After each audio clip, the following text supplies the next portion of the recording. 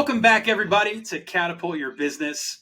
I've got an amazing advisor here joining me today, and we'll get to that here in a moment, but he's brought a question that is absolutely going to catapult your business forward. It's, how should I identify the why with my client base? First off, why is this even important, right? And a lot of this is for service-based businesses, but how do you identify the why? And why should you even slow down to identify the why? And if you don't know what I mean when I say the why, we'll get to that. So before we do that, let me introduce you to our talented advisor. Been with us for several years, has absolutely changed the lives of many business owners that he gets to work with every day on behalf of Cultivate. So first, let me introduce you to David Hardin. David, welcome to the show. Hey, thanks for having me, Casey. Long-time listener, first-time caller. Well, what's funny about this, right, is I think you're one of my first people in Chicagoland. I've only had a few that actually are, on the Chicago team that have joined me. I've mostly been, kind of featuring a lot of the advisors across the country, and it's great to have a local face. So welcome. David, give us your 1 minute summary, just in terms of background. Like, where'd you come from? What cloth were you built from before you joined the Cultivate team? 1 minute? Come on, Case. I come from the fitness space. I've owned a bunch of gyms. I've helped operate gyms, run gyms, buy them, sell them, and whatnot, taken from failing to successful. Got the consulting bug back in 2012 when somebody asked me for help and they paid me for it. And I was like, wait, I just shared my brain and got paid? This is amazing. Sure. But I've always been the entrepreneur, always had that spirit since I was even 12 years old, starting a lawn mowing company, but actually hiring employees to do the work for me. Yep. So that's a less than 1 minute background on myself. Well, you've done a great job here for the last several years at Cultivate, helping these owners continue to thrive. I've had a chance to get to know one of your clients actually a little more intently. She's going to come along with me on the big Alaska CEO retreat I have coming up here soon. So it's been just great to see the impact. You brought this question, and I really appreciate you did. This podcast is all about helping you as an entrepreneur grow and scale your company. We try to do that one question at a time. And, I think this why, what's in it for the customer? Why do they care about your product or service? Why are they coming to the table? And you're right. Like, so many people don't go and figure that out or have any understanding. So what led you to realize how important this was for the businesses that you are advising on a day-to-day basis? Well, it started with me, with make sure I understand the why behind my clients, and then I teach them how to do the exact same thing. And so when my clients are struggling, when my clients are down in the bottom of the entrepreneurial roller coaster, I will tie back in their why. And I will remind them, hey, do you remember why you're doing this in the first place? And then I teach them how to do it with their clients, right? So a client is asking for a cancellation, or a client is trying to pause, or a client is just not as engaged as they should be. Well, you got to dive down the root and figure out what's going on, but always remind them of that why. And then you could actually have a deeper relationship, a deeper conversation with them, and increases retention, because when you could continue to tie that back in, your clients, they get remotivated, and it picks them up and brings them some energy into the problem that they're dealing with. Well, I know something you talk a lot to me about, and this is a bit of culture that we speak a lot of at Cultivate, like this partner versus vendor approach, right? Especially as a service-based business. Are you really being hired out as a vendor? Are you being hired out as somebody to do a job or a project for somebody? Or are they looking at you as their partner, their collaborator, right? Like, really coming in at the same level.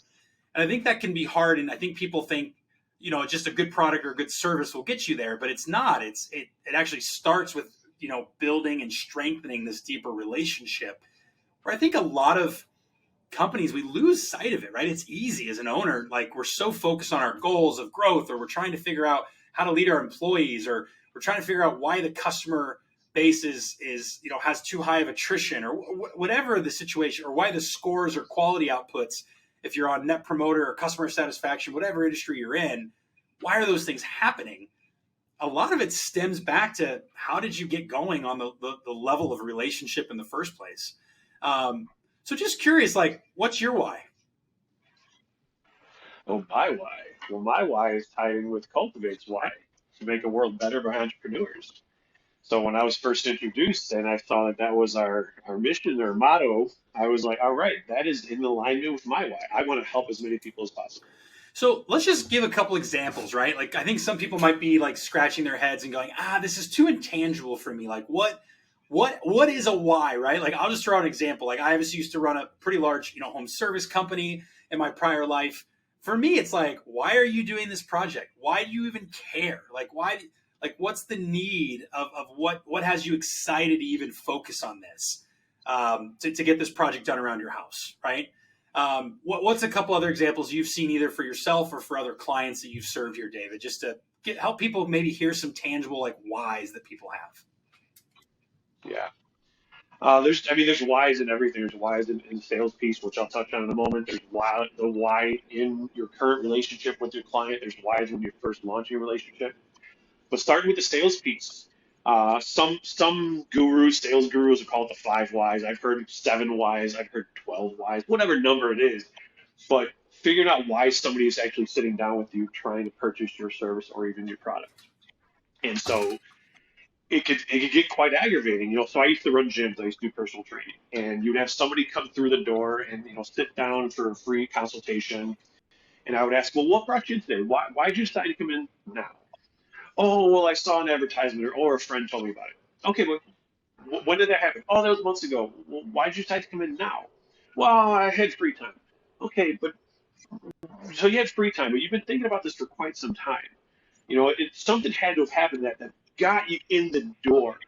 And long story short, when you go down the list of whys, whether it's 7 whys or 12 whys, whatever it is, then all of a sudden they say, well, I got a letter in the mail for my 10-year high school reunion. Or, and this is a true story, or, I was on the subway and somebody called me fat. Yeah. And then once you get to the root of the why in the sales process, this is going to sound really bad, but and I'm not telling you that you should get your client and your prospects to cry, but if you can get a prospect to cry when they're telling you their why, it's probably a guaranteed thing. Well, you're hitting the root, right? What you're really saying is, like, hey, if you can really get to the root, it's emotional. Like you usually see some type of emotional response, even if it's not crying or just like I've seen the opposite. I've seen like laughing, like I can't believe I just shared that with you, or like I've never thought about like I guess I do want this. It's connecting to that deeper root, and it's hard, right? We're busy, we're running around, we're trying to go from consultation or estimate to estimate or call to call, whatever industry or, business that people listening in are experiencing, to slow down and get that. Cause I think for me, what I go back to Simon Sinek, right? Like the why, what, how model. So many people are like, okay, what do I want to have done? Or what am I trying to look for from this service provider? Okay. How is it going to get done? I care a lot about that.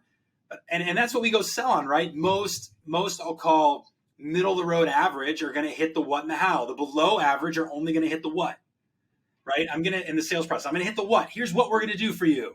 Hire me today. Then the next tier of like higher level conversions, higher skill goes, here's what, and here's how we're going to do it. See, I'm competent. You can trust me. The third one is the one who goes, I'm going to tell you what and how, and I get it. Why do you want to do this again? Right? Yeah. And that's powerful, just to slow down and ask that powerful question. And then to your point, you were talking about probing in and going, why? Don't don't accept the surface, which I think is brilliant. I mean, when you do that in the sales process, does it always is that it? Like, is that where we stop, or do you take why even further? Oh, take it way further. So you close the deal, and then, at least in our industry, we have our launch meeting, our partnership meeting, whatever you want to call it, but you're setting expectations. And if you're doing a good job, if you're a service provider, you were set the expectation of like, hey, here's what a relationship looks like. Here's what I expect from you. Here's what you can expect from me. Here's what the first 3 months look like, 6 months, and so on. But I also will go back into the why and say, hey, remember when you told me this why? So why this goal? For example, a client will say, true story, a client will say, yeah, I want to hit 5 million in revenue. My first question is why? And through deep dives of that why, it turns out it just sounds like a good number. I pull it out of a hat. Yeah, it sounds like a good number. And then when we actually go through the evaluation and all the numbers and running everything else and how much they want to make and blah blah blah, then it turns into, well, actually you could do everything that you just said you wanted to do at 3.2 million in revenue. Right. And you see the eyes and they all of a sudden like, wow, I don't need to double my Right. business. So you're kind of figuring out, well, your goal's this. Why is that your goal? And should it be your goal? Is it just a goal because you said it's a good number, or did you actually put thought into that? So I'll do that during like a kickoff meeting, even a sales process, but kickoff meeting, figuring that piece out. And then I'll actually set the expectation. Okay, Mr. or Mrs. Business Owner or Mr. or Mrs. Client, things are not always going to go perfect. Yep. Let me halt the entrepreneur roller coaster. When things are going great and everything's high, of course, yeah, la di da. But when things are going down, when sales are not hitting like they're supposed to, when your strategies are not working out, when your experiments are not working out, I'm going to tie back in your why. Yep. What you just told me right now, I'm going to bring that up periodically. If I see that you're low on energy, if I see that you are struggling, and again, this is during that first meeting, I'm setting Sure. expectation. I am telling them this is what I'm going to do. Are you getting the advice you need for your business from this episode? Do you want to get more than just one question answered and have it customized to you and your business? Well, Cultivate Advisors works one-on-one with thousands of business owners every day. Let them help you scale your business today. Don't just listen to this episode. Take action and go to cultivateadvisors.com to see which advisor you get matched with and receive a free 2-hour business assessment on how you could scale your business to the next level. Act now at cultivateadvisors.com. Well, And I was just going to say, and I think what's really important is you're using our business, right, for yourself as an example. Let's even take it to a completely different industry, right? I could see how if you came in as any service professional, if you dive into this in the sales meeting, like we talked about, what you're really saying is, hey, you then got to connect it when you get to the actual kickoff. If it's like you said, it could be a kickoff meeting, it could be a project start meeting, whatever it is. Every service-based business has some type of meeting to get that client engagement off the ground. Even from home service, it doesn't matter. You're going to have some type of walk around of some kind, scope review, whatever it is. When you're going through that, you got to bring back that why, because now you're connecting from your sales team over to your operations team or your implementation team, whatever your language is, nomenclature within your business. And now that team is responsible to reconnect the why so it stays true. And I guess I would just ask you, like, why do you think it's important to do that? I know we'll talk a little bit about how again, but why is it important? I mean, I first one I can think of is like hard conversations. Like if you want to have a hard conversation, you connect back to the intent. What are some other reasons why you think it's so important to bring it up like that? well, you hit the nail on the head with hard conversations, being able to be assertive and have the healthy conflict, as we call it. Um, it allows you to get permission to Yep. do that. Also, it helps in any industry. I'm thinking when I got my garage built. Okay, very very different than what we're Yep. doing. But I hired a company to do my garage, and the salesperson took the time to find out my why. Why do you want this garage? Why do you want this much space? What are you trying to Yep. do? And throughout the sales process and throughout the relationship, mid build, he asked me a question. He goes, "Hey, do you want this type of door or that type of door?" And I said, "I don't know." And he was like, "Well, what do you want?" So he was diving in, and I shared with the why. Well, I want an open concept. I want to be able to have my workout bench in there. I want to be able to open the doors. I have French doors instead of a pull-up door on the backside. So I want that open vibe. So it allows you to also tweak and change a project to what the client Yeah. needs and wants versus just cookie Yeah, cutter. tailor. It allows you to tailor, lets you have the harder conversations when things go wrong, which inevitably in service, a lot of times things do at times. It allows you to go back and like, wait. Let's go. Let's not focus on the scope. Let's not focus on this way we thought we were going to do it. Didn't work out. Are we still aligned that this is the end goal? I mean, this really comes back to like how people define trust, right? People define trust as competency, right? They want to make sure there's good character, and then they want to make sure there's the same common goal. If you think about what you're saying, right, what I'm hearing you say, David, is like we want to align on the common goal, and that's in sales, but also in management of whatever project or service you're delivering. It's crucial, right? It's absolutely crucial that you give it to it, in that perspective. Let me ask you this: like, what do you think this is worth to a business owner or a sales team? Let me go back to that first step. Like, how big of a difference can this make in close rates, in your perspective of you seeing this implemented? I mean, you said it earlier. The bottom half, they will say, "Hey, here's what." The middle will do how, and then the top will actually say why. Yeah, So if we're talking bottom, middle, high, it can take you from a 20% close rate to a 70, 80% close rate right. if you're able to truly get down to the why and bring it to that. Um, What? So imagine what an extra 20% closing rate can do for Right. the business. Or if for some people they have retention businesses, right? They need to retain clients because they're on ongoing billing. Not always. Some are one and done. That's not really applicable in this case. But for those that are always reoccurring and revenue or repeat business, the value of this is the same, right? Like they feel trusted, they feel connectivity. And when they do start to lose trust, you can get them recentered in the trust. So it becomes a retention tool for your retention or implementation team. Uh, Well, the word that keeps popping in my head is it humanizes mm, the relationship. Even if it's a one and done, it humanizes. I'm in this to actually help you and get the job done correctly. You're in this because you want this. And if something goes wrong, it's not this contractual, well, you screwed up and this is just a business. Like, no, it humanizes. Like, hey, here's my why, here's your why. I portrayed that. And it allows deeper conversation, allows more understanding. And then in that, if you do have the type of business where you do have long-term relationships, you're building, like you said, you're building that trust, you're building that rapport to where your clients will stay with you for a long time. If I don't want to say if they like you, but if they trust you. Yes, of course they want to like you, but if they trust you. yeah, well, look, I mean, all teams are built differently, right? Everybody is probably at different levels. So owners listening in, like you've got to skill your teams up on this. You've got to help your team realize and give them, true advice and skill building on how to do this. And so I want to move to that, David, because I think we've definitely hit on like why and where you do this at, but we need to give a little bit more of the how. So I'll start. Like one of the things that I commonly see, and I'll just focus on the sales because it's a little easier to talk about in a more tangible way. But a lot of times what I see people do is they come at it and they think like, I just have to keep asking why. And it gets awkward because they don't know what I'm looking for. And you really have to come at it more from even just like start throwing out different examples. Like, so, well, why would you do that versus this? So this versus that is a really great tactic I use a lot for them to like actually tell me, go, well, no, I don't want that. Or they might say, well, that works too. And you're like, oh, well, then you don't really seem that adamant that this is what you want. There must be another level. Like, what are you trying to solve? Right. And so I think that'd be my first one. And I've got a couple others, but David, curious if you have any other thoughts of like, if you were to get in and coach somebody and actually skill up a team member on how to dig in the why, any other methods that come to mind that you've used in the past? Yeah, I'm thinking a team management piece.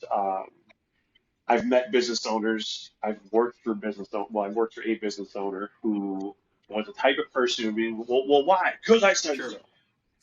Well, I'm not going to buy into that. Absolutely. You do this because you said so? No. Especially me, I'm a why man. I'm not a yes man or Yep. no man.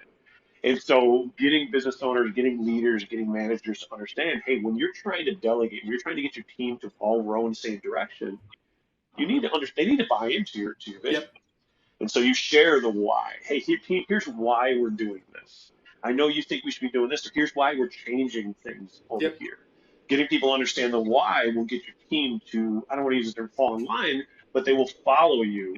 And then they'll start to get buy-in. Then you build that trust. And now you have a well-oiled machine with everybody growing in the same direction. Well, and let's take that back to the client for a moment, right? Like at the end of the day, what I'm really hearing is that that's a great expectation, right? How often service providers listening in, you're trying to tell a customer why you need to do it a certain way, and there's a little bit of pushback, or there's not full like instead of telling them how it's going to work or what your processes are, like this is what our process is, or this is how we do it. I don't know. Not a great answer, right? Like so.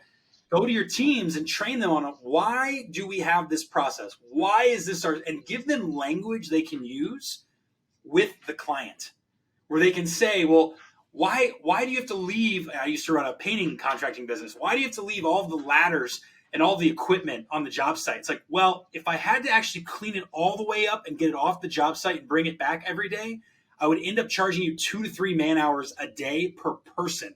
That's how long the startup and close down is.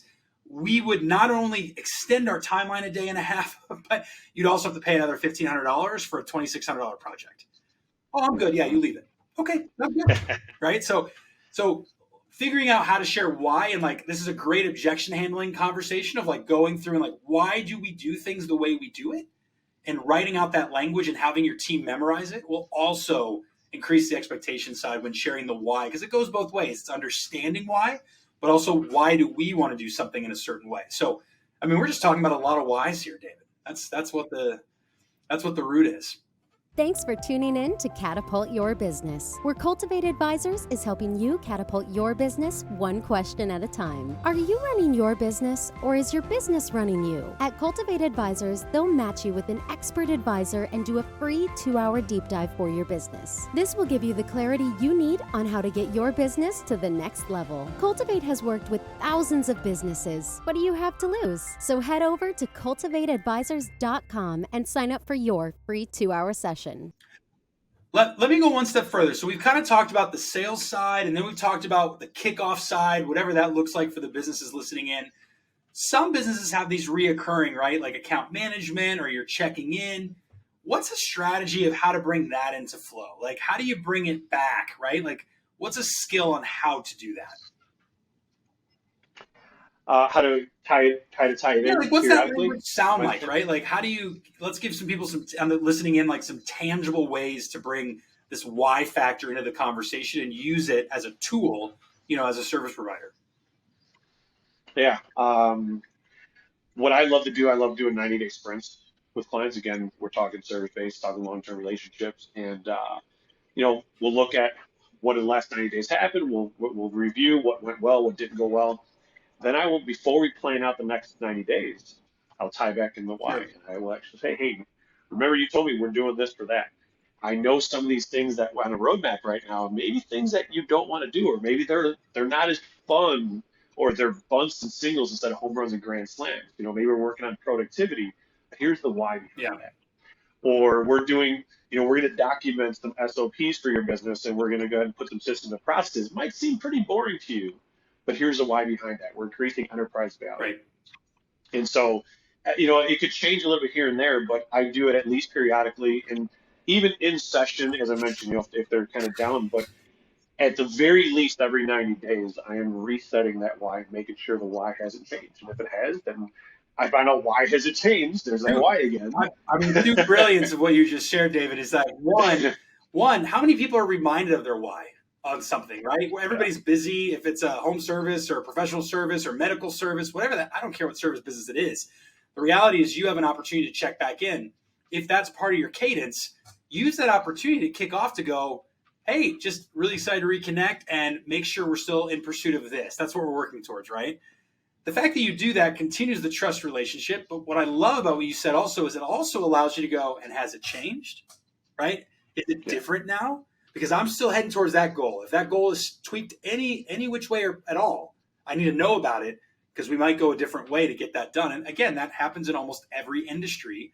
You can tailor to get to what those objectives are by scope or by project, or again, whatever structure they have. So again, Casey, that just happened. Okay.